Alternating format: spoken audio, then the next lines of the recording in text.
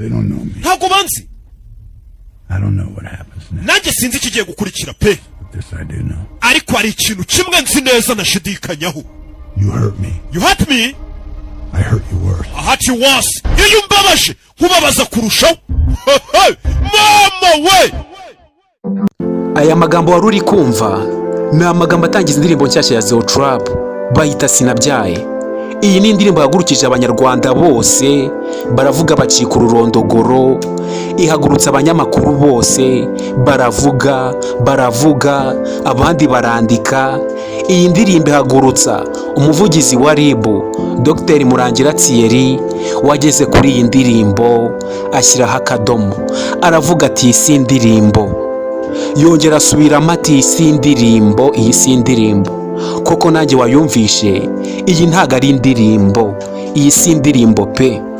Ubundi mbere yuko ninjira muri iyi ndirimbo neza, reka mbanze mbabwire ese ubundi Zeo Trap kugira ngo arekure iyi ndirimbo ayishyire hanze byatewe n'iki, byagenze gute?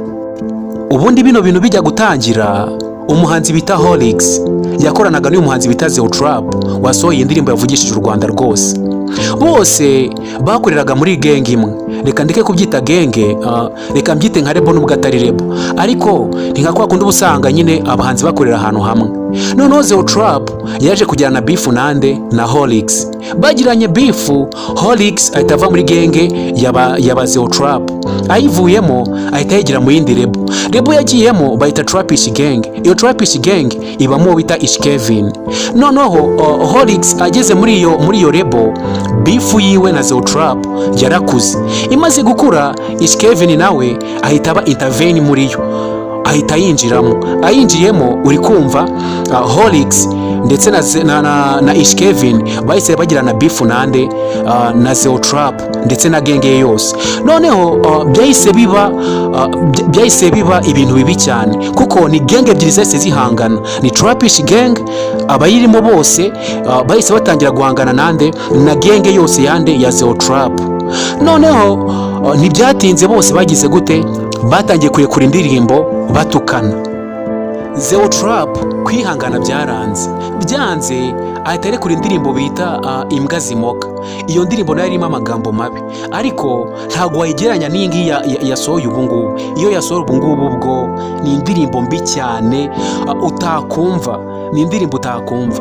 Noneho amaze gusohora iyo ndirimbo bita Imbwa Zimoka, urukumva yatukaga nyine yatukaga Holix ndetse na genge yose, Trapish genge yose, na Ish Kevin nawe arimo. Noneho Zeo Trap amaze kurekura iyo ndirimbo bita Imbwa Zimoka, Holix yarayumvishe, amaze kuyumva ndetse na genge ye, Holix nawe ahita agira gute, ahita arekura indirimbo bita Faranswa. Iyo ndirimbo nayo ni mbi cyane, yatukaga yarimo ibitutsi byinshi, kuko yatukaga uwo bita Zeo Trap ndetse na genge ye yose. Noneho Zeo Trap yumvishe iyo ndirimbo cyane ko iyi ndirimbo Faranswa irimo n'aya magambo mabi. Zeo Trap amaze kuyumva aravuga ati bino bintu ntago nabyihanganira. Noneho yumva indirimbo ayigeranyije n'indirimbo yari yasohoye, iyo yari yasohoye bita Imbwa Zimoka, yumvishe itarimo amagambo mabi cyane ageranyije nayo n'indirimbo Holix yasohoye. Amagambo yarayikubiyemo uburyo yari ameze nyine, iyo yari hasi cyane, yari mabi. Zeo Trap nyine bimubabaje, aragenda, umuhungu arakwicarira, akwandikira indirimbo irimo ibintu bibi byose bibaho. Akaba ariyo ndirimbo yarekuye, akaba ariyo ndirimbo yavugishije abantu uyu munsi, ikaba yavugishije abantu, u Rwanda rwose rukaba rwahagurutse rukavuga ati ibi bintu hoya bigomba guhagarara, izi ndirimbo zigomba guciribwa mu Rwanda. Nyine abanyarwanda bose bakamanika amaboko bakavuga ati iyi si indirimbo.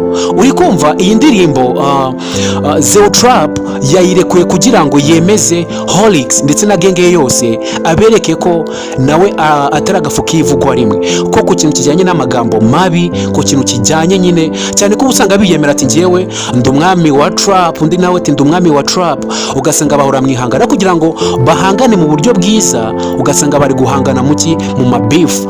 Noneho rero bita Zeo Trap nibwo yakwandikiye iyo ndirimbo irimo amagambo mabi, aragenda arayirekura ikaba yavugishije abantu bose. Rero nandi kwanyuramo muri make nyine kugira ngo mbumvishe ese kugira ngo iyi ndirimbo ibiri hano ku munsi wa none byatewe n'iki, byagenze bite. Uko nguko niko byagenze. Reka nze rero mbabwira, reka nze tuganire no kuri iyi ndirimbo uyu Zeo Trap yarekuye, mwumve ibiyikubiyemo, mwumve ko iyi ndirimbo ari mbi, iri very sensitive ku muntu yumva. Iyi ndirimbo kugira ngo mve uburemere bwayo kugeza iyi saha ntabwo wayisanga kuri YouTube channel ya Zeo Trap, yarangije kuvaho. Iyi ni indirimbo mbi cyane, irimo ubugome, irimo amagambo mabi, irimo ibitutsi bibi cyane, bibi. No kuvuga ngo iyi ndirimbo ayaprodinga yari yanditseho ko itemerewe kumvwa n'abana bari munsi y'imyaka 18. Ubwo no kuvuga ngo utujuje imyaka 18 ntago wari wemerewe kumva iyi ndirimbo Zeo Trap yari yasohoye kubera amagambo mabi ari muri iyo ndirimbo. Ubundi iyi ndirimbo ifite iminota 7, muri iyo minota 7 yose ni amagambo mabi gusa, ari hash, ari sensitive, amagambo mabi cyane, arimo gusebyanya, arimo ibitutsi bibi byuzuye umwanda. Umva, iyi ni indirimbo yagiye yibasira ababyeyi babari abahanzi, ndavuga Holix, Ishi Kevin ndetse na genge yose, ndavuga Trap Ishi genge yose. Ababyeyi bagiye barabandagaza, barabatuka, barabatokoza. Iyi ni indirimbo irimo ivangura. Iyi ndirimbo muze kuyumva neza ku munota wa 6 n'amasegonda 13. Iyi ni indirimbo ubwoko bumwe bwibasiwe. Iyi ni indirimbo irimo ibintu bibi byose. Ubundi bifu nk'izi ngizi mbi zifite amagambo mabi ziganisha ku rwango rubi rukomeye, twari tuzerutse kera kuri bifu ya Bulldog ndetse na Pfla.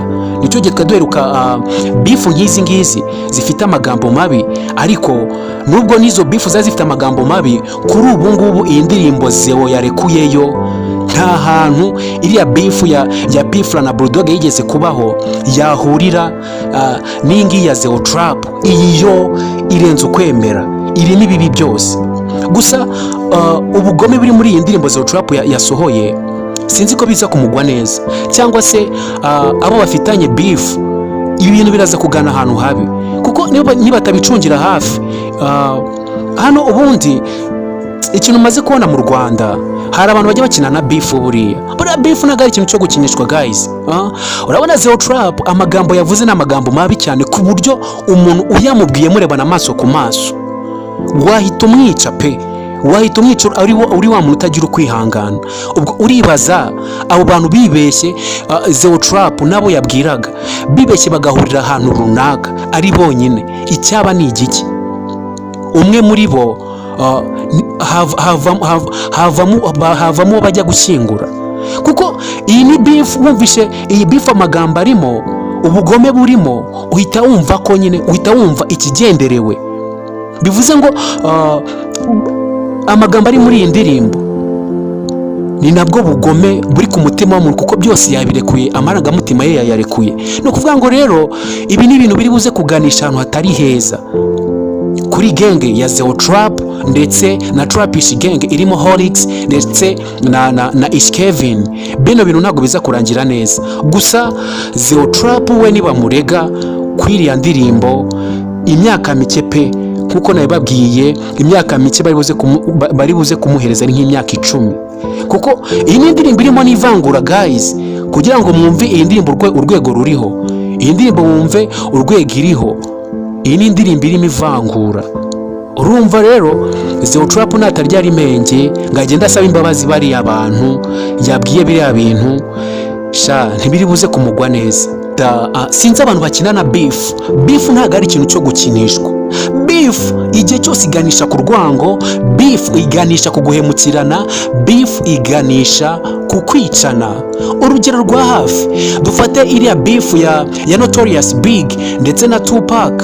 Ibyabaye mwarabibonye, Tupac yarishwe, Notorious Big aricwa kubera beef, none abantu barakina na beef. Zeo Trap, reba amagambo yaririmbye muri iriya ndirimbo ukuntu ari mabi cyane, mabi cyane kugeza ubwo indirimbo itigeze imara umunsi kuri YouTube channel yiwe.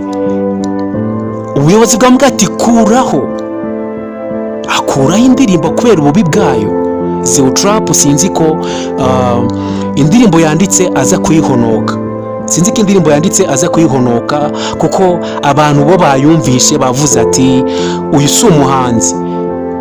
Gusa njyewe reka nisoreze nivugira ku magambo umuvugizi wa RIB Dr Murangira Thierry yavuze. Dr Murangira Thierry yavuze ngo sinzi ngo uyu muhanzi ajya gusora indirimbo ibintu yari yanyweye.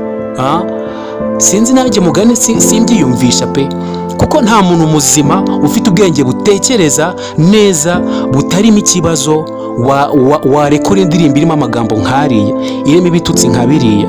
Mugani wa Dr Murangira Thierry, sinzi Zeo Trap ibyo yari yanyweye sinzi ari ibiki, kuko uko bisa kose ntabwo ntiyari muzima. Iyo bakimupima wari gusanga afite drug mu mutwe wiwe, kuko nta muntu muzima iyi ndirimbo ukuntu imeze warekora aya magambo muri iki gihugu cy'u Rwanda.